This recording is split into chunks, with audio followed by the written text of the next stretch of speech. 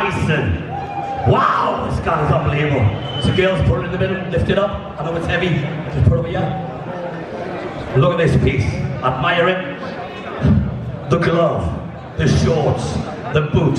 Every time this guy come in, right, the ring, with no top or a black top, he got fined 25 grand. Let's start this off for the best ever, I think. Mike Tyson, 500, 5, 6, 7, 8 in the back. We'll give me 9, 9,000, 1,100, 12, 13, legend, 14, at the balcony 14, 15, 16, 16 behind you, sir, 17, Mike Tyson, that was your shot, boom, 18, thank you, look at me 19, Iron Mike, 19, sir, thank you, look at me 20, that's 2,000,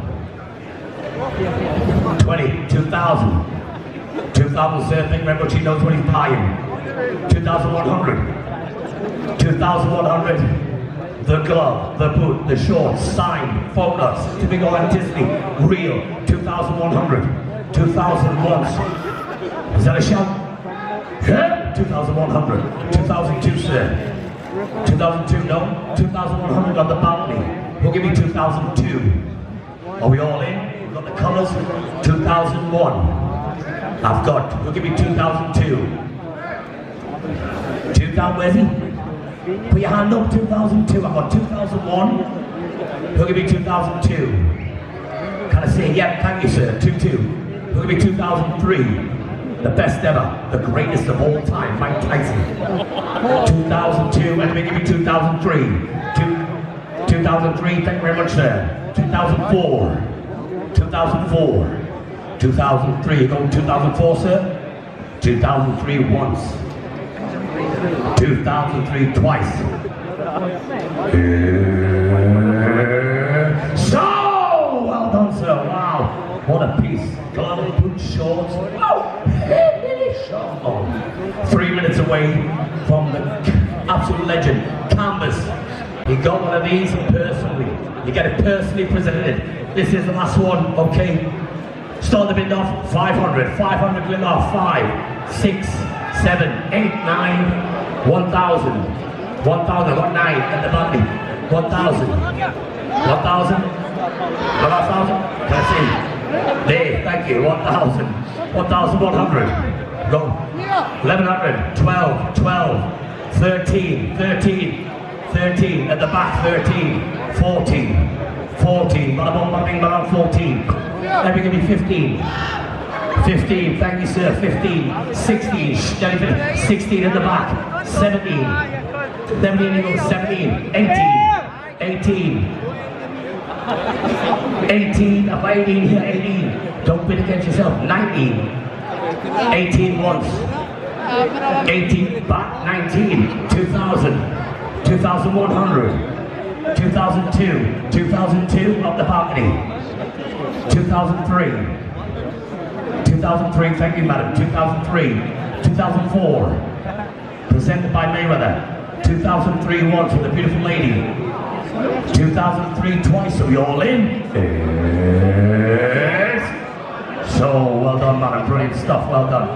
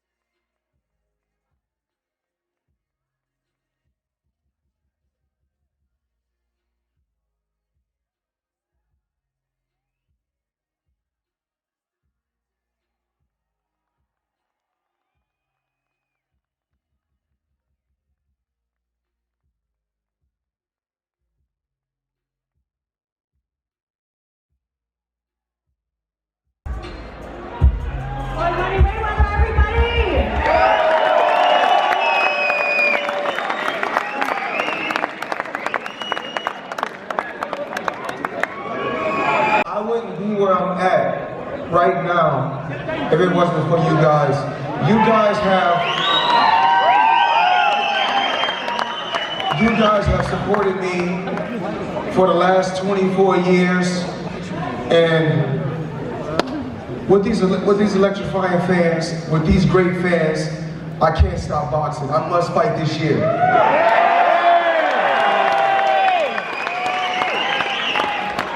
And I was gonna ask one question. Can we fight here?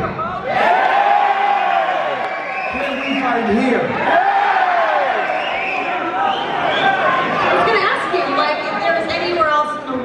You would still want to fight at? Would it be here in the UK?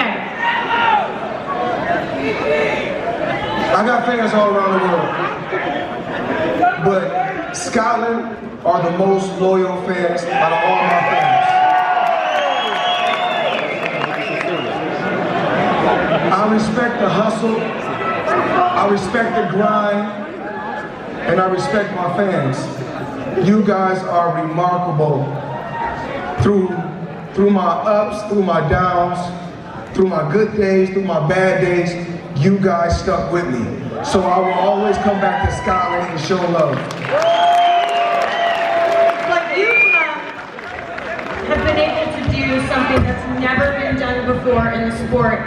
And I really want to get to talking about all the achievements that you've had throughout your career. But I really, really want to talk to you about where it all began and what molded you into the person that you are today. And obviously that starts with your childhood. If you guys know about my background, I come from nothing. I come from nothing.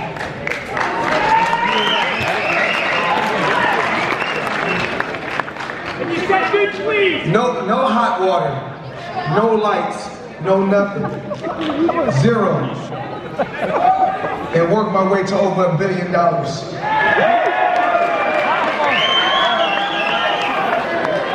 Hard work. Hard work. Hard work. That's how we got to the top. You've seen a lot. You've been through a lot. And that obviously plays a major factor in who you are today and where you got your drive and ambition from. Don't stop my fans. Let them come up. Come up. Let them come up. I love my fans. I want to embrace the fans.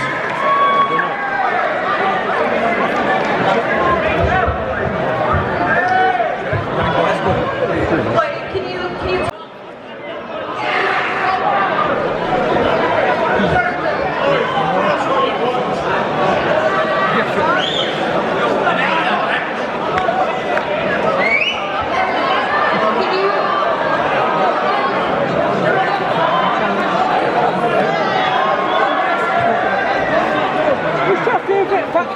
can you give us some examples of some of the things you've had to overcome to be where you are now? My story is no different from the people in this room's story. I come from nothing. I worked hard every day. I believed in myself. I believed in my skills. I believed in my talent. I believed in my team. And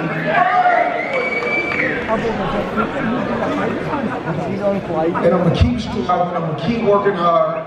But I need you guys to keep supporting me. As long as you guys keep supporting me, I can't be stopped.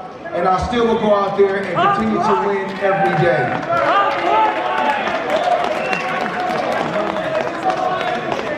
Floyd, your grandmother said in a documentary, that from morning to evening, you weren't like normal kids, you were always in the gym, and that you didn't really get to play much and do the things that most kids do. Is there a small part of you that feels like you've missed out? No. It was all about putting food on the table for my family. My mother wanted the best. My sister wanted the best. My dad wanted the best. So, with my dad teaching me a skill where I can make tons of money, the ultimate goal was to put my family in a better predicament put my family in a better situation. And I wanted my mom to be proud of me. I wanted my grandmother to be proud of me. My grandmother stayed in the inner city. My grandmother stayed in the hood, in a very bad neighborhood. And she didn't want to move, but it could have been over 10 years ago. I convinced her. For years, she didn't want to move, but she had, I make sure she had a lot of money still in her account. She didn't want to move. So just over 10 years ago, I believe, I moved her to a beautiful home, a beautiful neighborhood. Then eventually, I think it's been a year and a half now, she passed away. And that was my rock. My grandmother cleaned hotel rooms, she cleaned homes just to provide a better life for me. My dad went out there, my dad hustled in the streets every day, every night.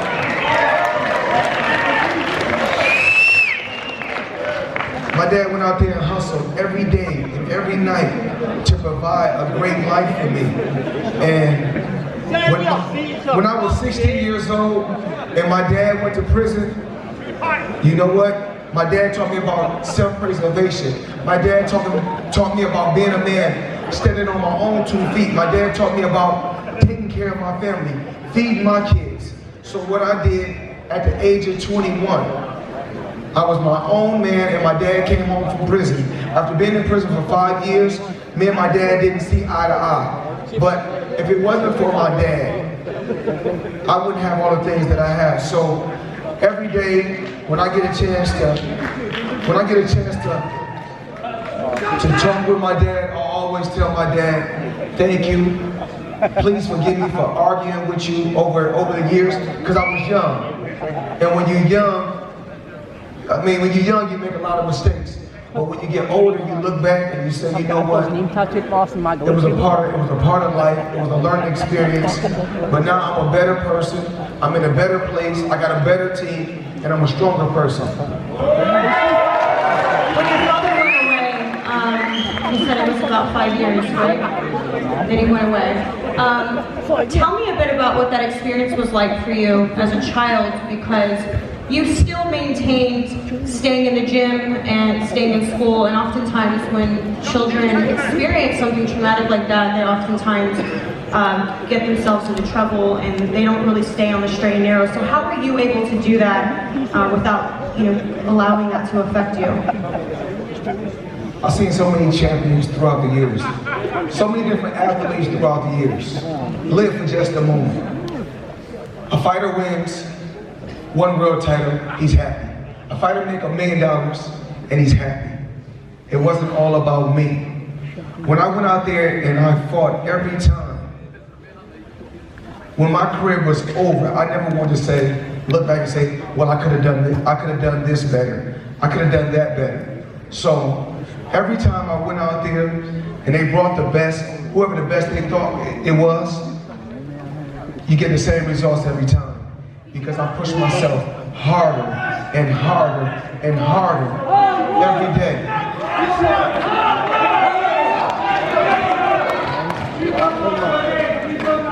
TDE, 50-0, the best ever.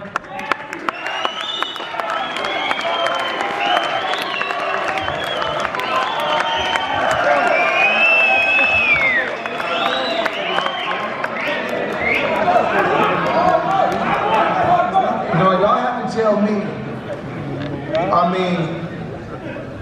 I can go get a $30 million fight this year, I can go get a $300 million fight this year. So, at the end of the day, what we always talk about in Scotland, easy what? Don't knock the hustle. We don't knock the hustle in Scotland. So,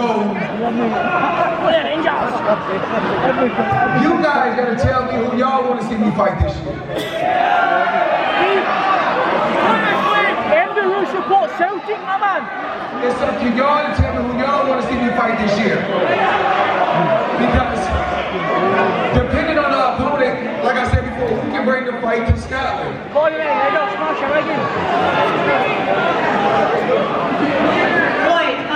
you want to take it to the audience to just based off of, I guess, your guys' cheer who they want to see you fight next. Don't want to see who they cheer loudest for. Yeah? Alright, so based on your guys' reaction, clap the loudest if you want to see him rematch Conor McGregor. Smash him and you fucking go, my son! Manny Pacquiao. Khabib. Don't take it, he's hard. Don't touch him. Canelo. Don't touch him, Ivan. Half the place in here for you to Yes, Canelo. Don't touch Canelo. Let's talk about that fight. Do you think, first and foremost, do you think... Let's talk about the Canelo fight. So, when I was young, when I was 21, 22, and 23, and I would face and fight an older opponent. When I beat the older opponent, they will always say that the opponent was over the hill. Now, when the tables turn, and I'm the older guy, and I fight a younger guy, then they say the younger guy is inexperienced.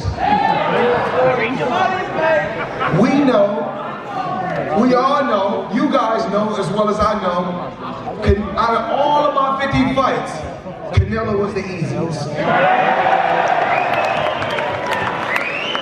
Has there ever been an opponent of yours that actually got under your skin a bit?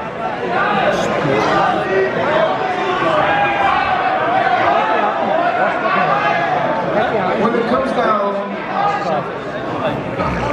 to mind games, when it comes down to shit talking, when it comes down to the flashes, when it comes down to record breaking, I'm gonna leave them alone.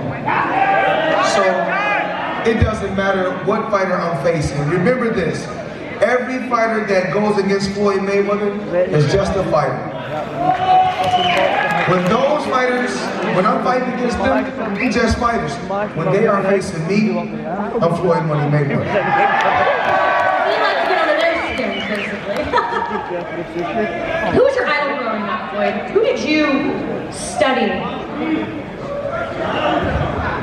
No, there's so many legendary champions. You look at my Uncle Roger, Larry Holmes, Sugar Ray Leonard, Aaron Pryor, Tommy Hearns, Marvin Hagler, Pernell Whitaker.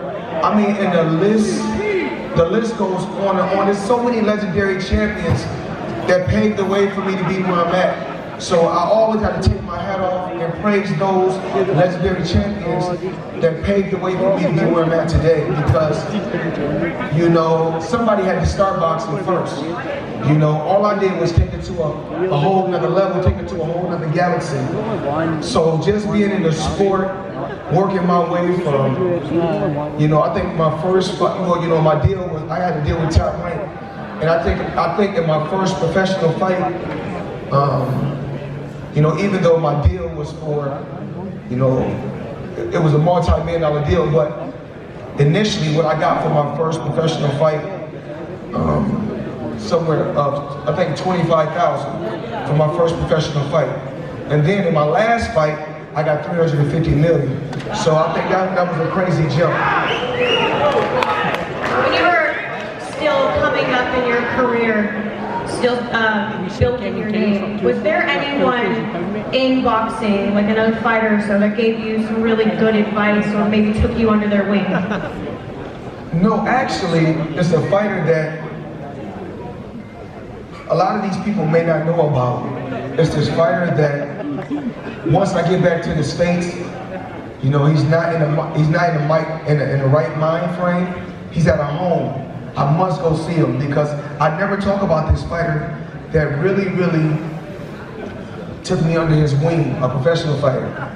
It's a fighter by the name of Frankie Randall. Frankie Randall was the first fighter to ever beat Julio Cesar Chavez.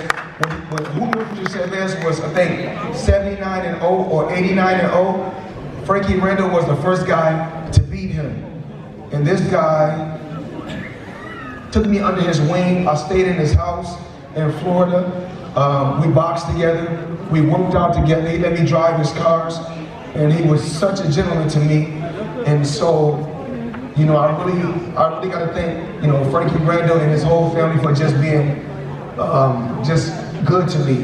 And there's other people that's been in my life that I never talk about that took me under their wing and treated me like family.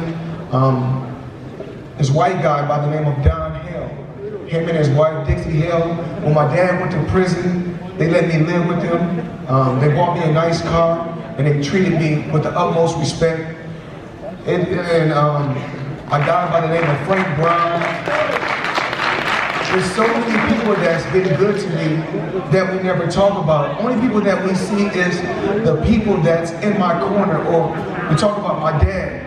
But in the beginning, my dad taught me about movement. My dad told me, son, you will last a long time in the sport of boxing. You will last longer than any fighter in the sport of boxing at the top.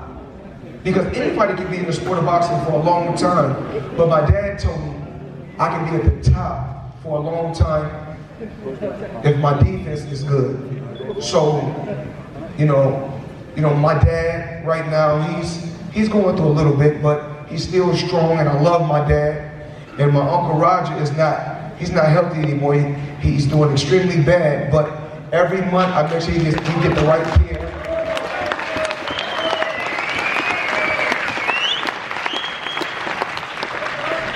And it doesn't matter how much it costs. There's no price that can be put on helping family and helping a real friend. So a person can come to me, you know, I have employees, but I also have certain employees that we have a friendship. So if they come to me and it's a 911, it could be $1 million. I'll give it to them. They don't have to return it. You know why? Because that's my friend, and there's no price on a real friendship. To know also is I know through people who know you personally and within your circles, you do a lot for people and you don't talk about it. You don't put it on social media. How good does that make you feel to be able to change people's lives? The young kids, the young children. These kids are the future of this world. Not just in the country of America, but in this world. These young kids are the future. So by me giving back to the schools, giving back computers, giving back backpacks, feeding different families, building homes for families, I have to give back. Because remember, I was the same kid right here. I was the same kid before what I've done. With me being in a position to give back, I never wanted to post what I did on television. I never wanted to post what I did on social media, because at the end of the day, as long as God knows I'm doing a good deed, that's what counts. I spoke to him a few months ago, and this is right when you had said that you were thinking about coming back. He's not too keen on you fighting anymore. He wants to see you live out your life, have a good life, and I think he was more afraid of the risk of injury. What do you make of him saying that? I love my dad. He's entitled to his own opinion, you know, but we all our own men. I got to make certain decisions and certain things for myself. Every day I can give the people around me great advice. I can give my children great advice, but sometimes you have to go out there and learn on your own. So with my dad saying that, he could be right and I could be wrong. But I still got unconditional love for my dad. And like I said before, he's the beginning. This is how it all started with my dad. So without my dad, I wouldn't be right here talking to you all. Yeah, that was a question I was going to ask you, is do you feel that you would have been, as successful as you are if you didn't have the influence of your father? It took two people. My dad taught me about the boxing business, but my other father, Al Haney, taught me about business, to whereas I got a $1 billion portfolio in real estate right now because I made smart moves and I surrounded myself with a smart team. It's not always about, I can easily go out there and make 2 or 3 million or 4 million or 50 million, but it's not what you made, it's what you can save and what you can keep. So right now, currently, I own 9 skyscrapers in New York City, and I'm currently investing money all around the world in different projects. Within years, I will have, my portfolio will be well over $5 billion worth of real estate. Speaking of, continuing to build your portfolio, so let's talk a bit about, what is next for you. 1 minute here, you're happily retired. The next minute, you want to come back. Tell us exactly what we can expect for 2020 from Floyd Mayweather. Well, I'm not. You can't never say I'm retired because I have 300 or 400 fighters that I'm working with. Got Mayweather Promotions, we got PBC, and even like with Mayweather Promotions, a lot of people say, if you hear Mayweather Promotions,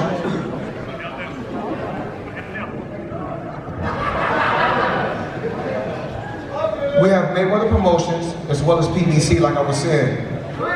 Me and Al Heyman work day in and day out together to make sure we give these fighters the best life.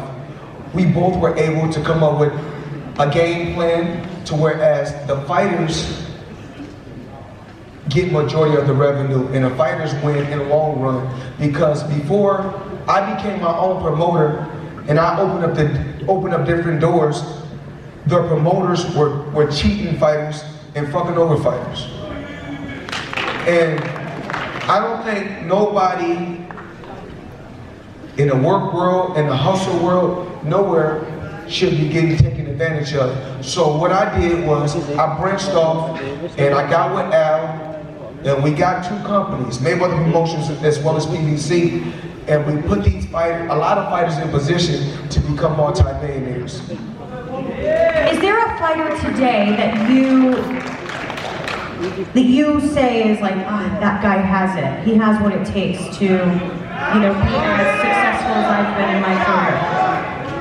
Well, I hear a lot of people saying, I hear a lot of people out there saying,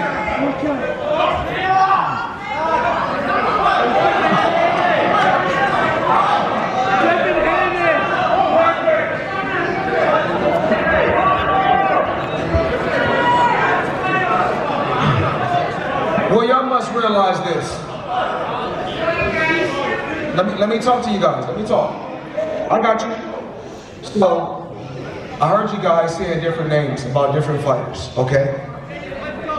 You guys talked about Tyson Fury, okay? But you have to realize this. Tyson Fury is already in his 30s. So, when you guys were fans of mine, I was 19. So, when I was dominating the sport of boxing, I was dominating at 19, 20, 21. So when you get to talk about these guys dominating at 30, 32, you start declining when you get older. You start declining. But Tyson Fury, I take my hat off to Tyson Fury. He's a hell of a fighter. He's a hell of a champion.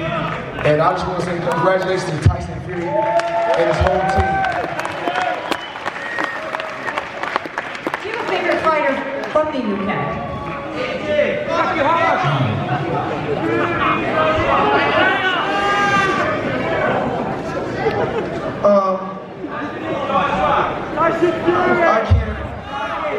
I don't know the fighters that, we have so many fighters that we're working with, and I'm pretty sure that We have a fighter that's from overseas, so I don't really want to say one particular fighter. I just want to take my hat off to all the fighters, you know, that's overseas, over in the UK, over in Scotland, over in this area that's making a lot of noise in boxing. I want to commend them and take my hat off to them and tell them they're doing a hell of a job.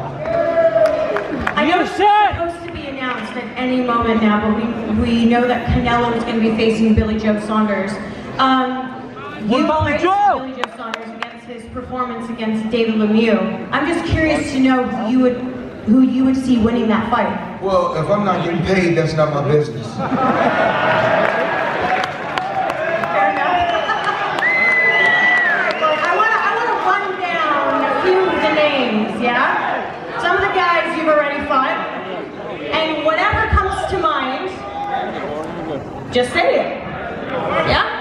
Well, you ran those same names down to me yesterday, so today I may have a different, you know. Your mate? Yes. Yeah, different day, different. No. One thing about me, I come on record and say I can't contradict myself because I'm only human. So that's I come on record and say that. That's fine. Whatever comes to mind, right when I say their name. Feel free. Oscar De La Hoya. Female. Ricky Hatton. Blood, sweat, and tears. Juan Manuel Marquez. Legend. Shane Mosley. Lost. Victor Ortiz. Cheating basta. Cheat. Oh, I already see it in your eyes. Cheater. Daniel Toto. Legend. Canelo Alvarez. Wannabe. All work is what? Easy work. All work is what? Easy work. Robert Guerrero.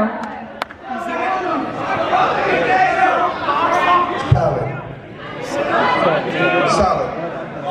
Manny Pacquiao. Future Hall of Famer. Conor McGregor. Wisdom. A stone cold bitch.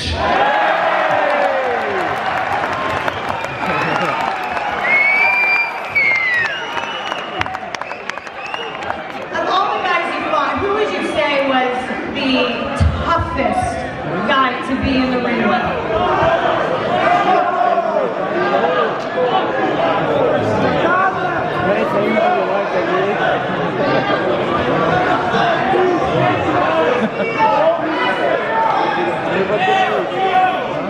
Out of all the guys, I'm gonna break down different opponents and tell you what they got good about them. So when you talk about the Mayweather, you talk about Oscar De La Hoya. Go back to your list.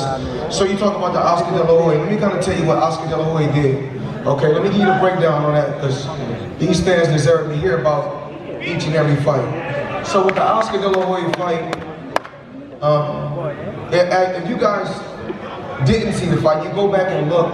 He chose the gloves. He chose the weight class. He chose the boxing gloves. And the boxing gloves that Oscar De La Hoya chose for me was 10-ounce heavyweight gloves.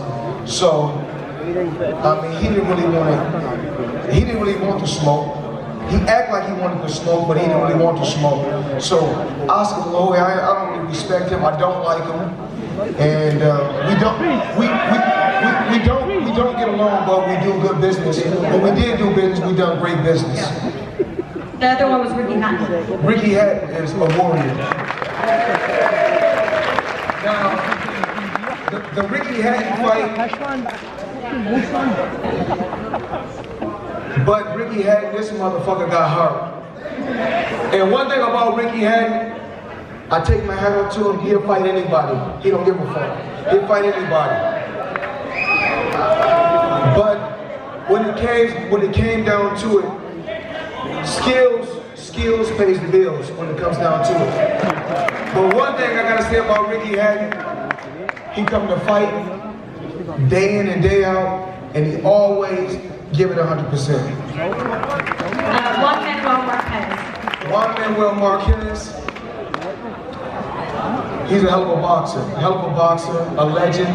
He'll fight anybody, and you know, he don't get enough credit for his boxing skills, and his boxing skills and his ring his ring savvy, and you know, he's been around the sport for over 20-something years, and he's went to numerous weight classes.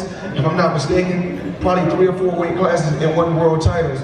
So, and a lot of people don't know that Juan Manuel Marquez got a brother also that won world titles at numerous weight classes. So he comes from a fighting family also, so he's a legend.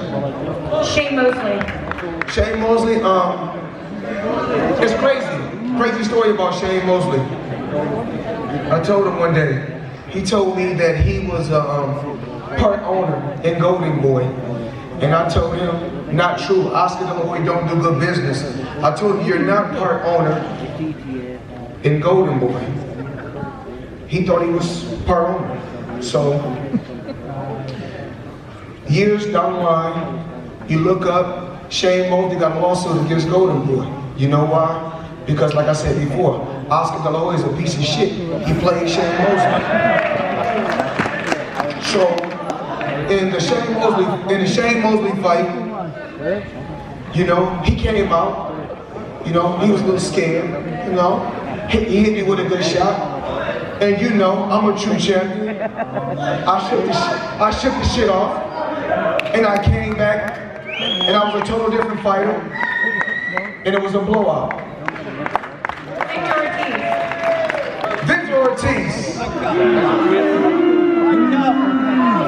Cheating bastard! You know, the first thing they tell you about the rules in boxing. Say it again. They said it.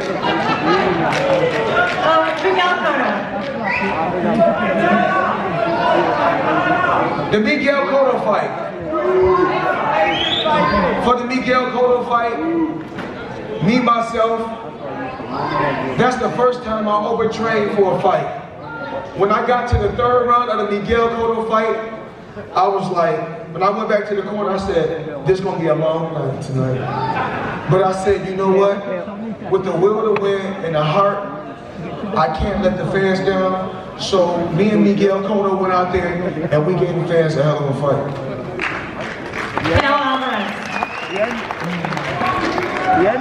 Canelo Alvarez, he's making a lot of noise right now in the sport of boxing. And I told Canelo that Oscar De La Hoya is a piece of shit. And once again, right now, he's trying to get away from Oscar De La Hoya. So, is it safe to say Oscar De La Hoya is just bad for boxing?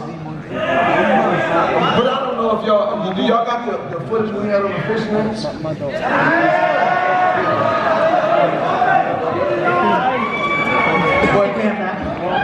But Canelo, like I said before, Canelo making a lot of noise in the sport of boxing. I mean,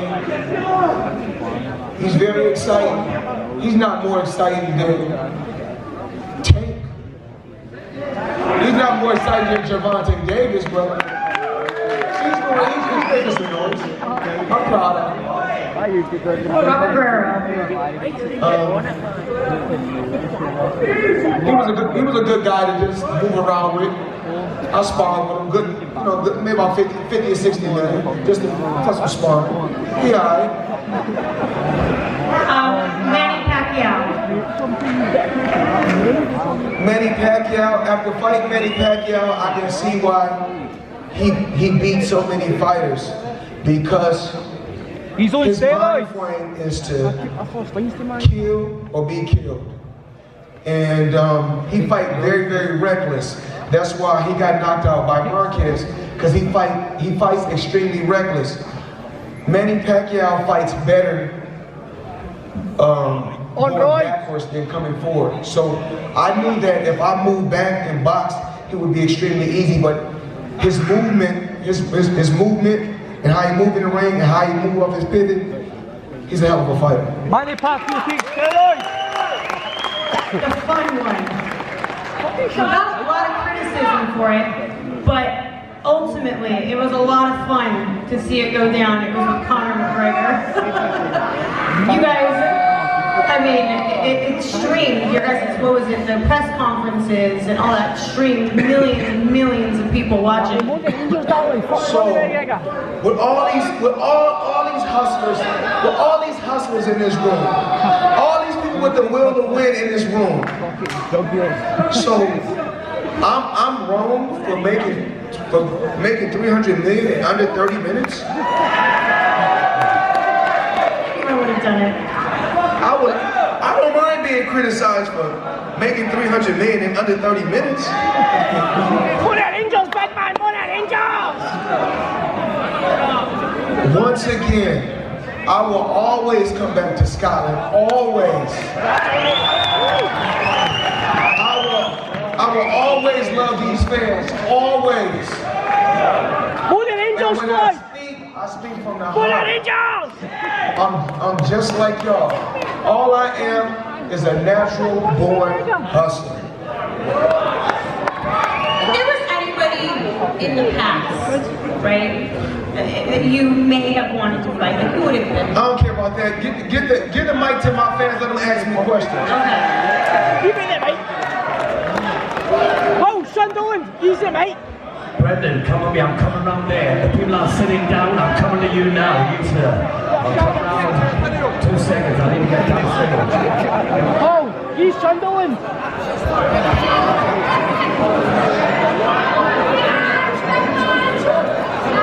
Yeah, Shagger. He's Sunderland, right?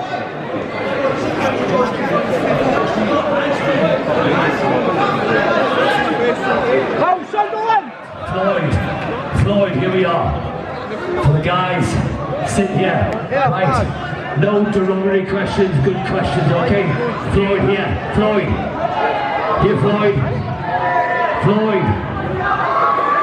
Is it boss? Floyd, step up, thank you. Yeah, first question. No, I've got the mic. First question. What question you got? Yeah, Let's go. Floyd, what's your favourite watch you wear? Your favourite watch? Yeah, Sunderland. Here we go, I got so many.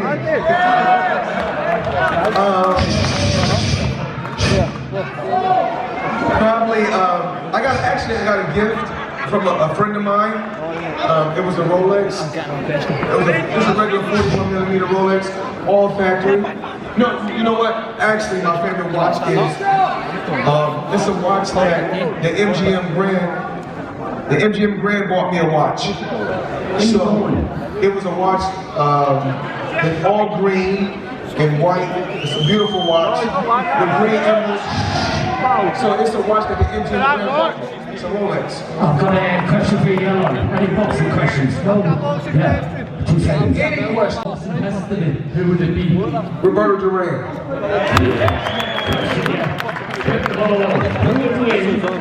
Floyd would have been. Wonderful, you're ready. Give me the mic. What's your favourite football team? What's the hardest spar you ever had? Say again. The hardest spar you ever had? The hardest sparring partner you've ever had. Well, you know it's crazy. You know, a lot of times when a lot of guys done good against me in sparring. A lot of guys done good against me in sparring. You know, it's not serious when it's not for the money.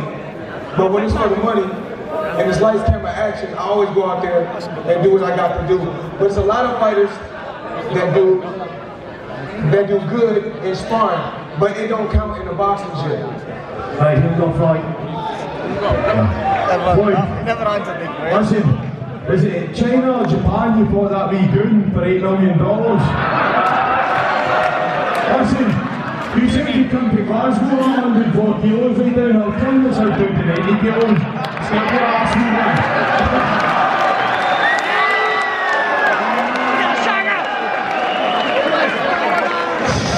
Yeah, Floyd, Floyd, yeah. Mayweather. Listen. Come on. Spence and his prime, or Porter and his prime, who would you rather fight? Good question. Errol Spence or Sean Porter and their prime, who would you rather fight? Be be honest.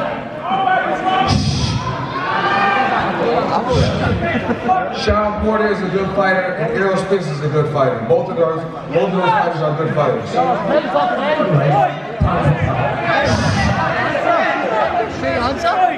Yeah, Sean, go. Yeah. Last one, guys, last one.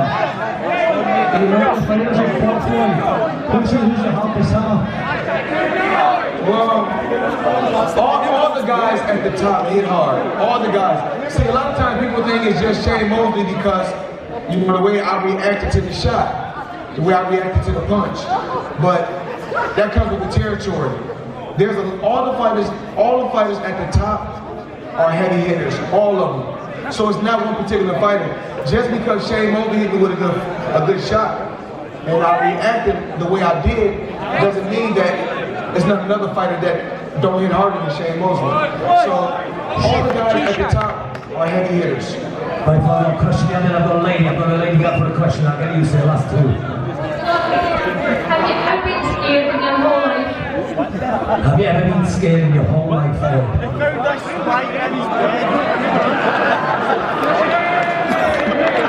This is from a lady, guys, 2 seconds. Right, this lady here, have you ever been scared in your life, ever? In a boxing match, before, after, when? Shh, listen, guys. If you support the Scared English from boxing, maybe, eh? absolutely not. Scared about life, absolutely not. Everything is a challenge, and I'm always looking for a new challenge in life. So scared and thinking about new challenges is two different things. You know, most of the time when I'm facing an opponent, they're scared. I'm just worried about the payday. Yeah, I've got a young kid going to ask you a question. I've got this guy, and that's it, guys. Sorry, 2 seconds. Floyd, I genuinely believe if you came back in the tournament and you beat anybody, both middleweight or welterweight, but with Manny Pacquiao coming back and beating Thurman, does it make you feel like you want to come back, and do you think you can still beat Errol Spence now, genuinely? Once again, Pacquiao, hell of a fighter. All those fighters that welterweight is a hell of a fighter. Everybody keep throwing these certain names out there, all these different fighters. Like I said before, these fighters out there can, like I said before, I'm only facing guys that got countries behind them, where I can make 300 plus. I'm not out to go out there and fight and make 30 million. I make more money, I make more than 30 million retired. So, if I'm going to face a guy, it must be worth it. Exactly, Floyd. I've got a young man here. This is the last question for the young man. Say your questions there.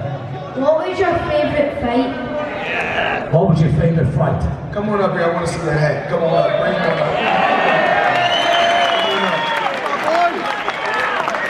So it's how the house so fast as well.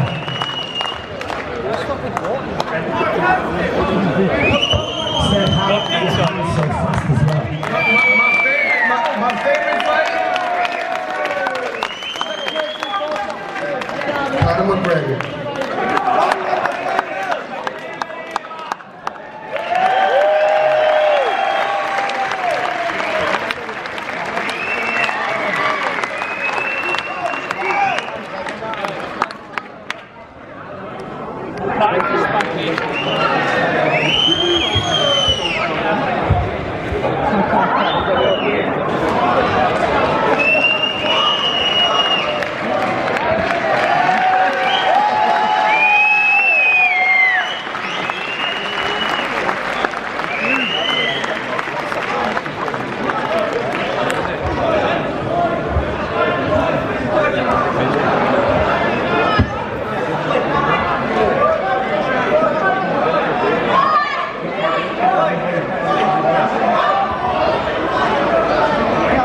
Can I ask you a big favour? I'm going to draw the raffle now, but I want you to pick the ticket. And the winner keeps the ticket that Floyd picked. And this is his picture signed, worth $1,000 by the way, by the man. Floyd Money Mayweather, ladies and gentlemen, come on!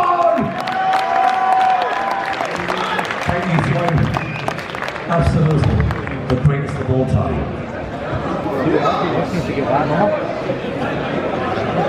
It's on the pink. 496 to 500. 496 to 500. Thank you, Floyd.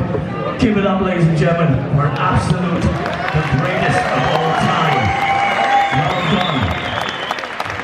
Floyd, Mayweather! Stay in your seats.